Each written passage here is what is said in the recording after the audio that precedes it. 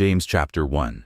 James, a servant of God and of the Lord Jesus Christ, to the 12 tribes in the dispersion. Greetings. Count it all joy, my brothers, when you meet trials of various kinds, for you know that the testing of your faith produces steadfastness. And let steadfastness have its full effect, that you may be perfect and complete, lacking in nothing.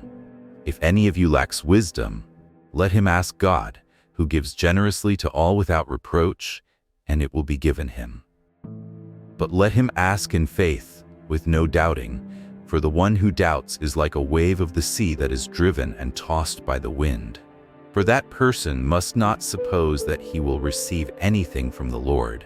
He is a double-minded man, unstable in all his ways. Let the lowly brother boast in his exaltation, and the rich in his humiliation, because like a flower of the grass he will pass away. For the sun rises with its scorching heat and withers the grass. Its flower falls, and its beauty perishes. So also will the rich man fade away in the midst of his pursuits.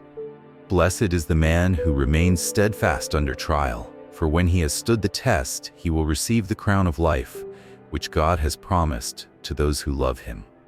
Let no one say when he is tempted, I am being tempted by God, for God cannot be tempted with evil, and he himself tempts no one. But each person is tempted when he is lured and enticed by his own desire.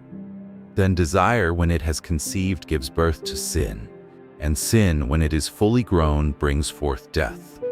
Do not be deceived, my beloved brothers. Every good gift and every perfect gift is from above, coming down from the Father of lights, with whom there is no variation or shadow due to change. Of his own will he brought us forth by the word of truth, that we should be a kind of firstfruits of his creatures. Know this, my beloved brothers, let every person be quick to hear, slow to speak, slow to anger. For the anger of man does not produce the righteousness of God. Therefore put away all filthiness and rampant wickedness, and receive with meekness the implanted word, which is able to save your souls. But be doers of the word, and not hearers only, deceiving yourselves. For if anyone is a hearer of the word and not a doer, he is like a man who looks intently at his natural face in a mirror. For he looks at himself, and goes away, and at once forgets what he was like.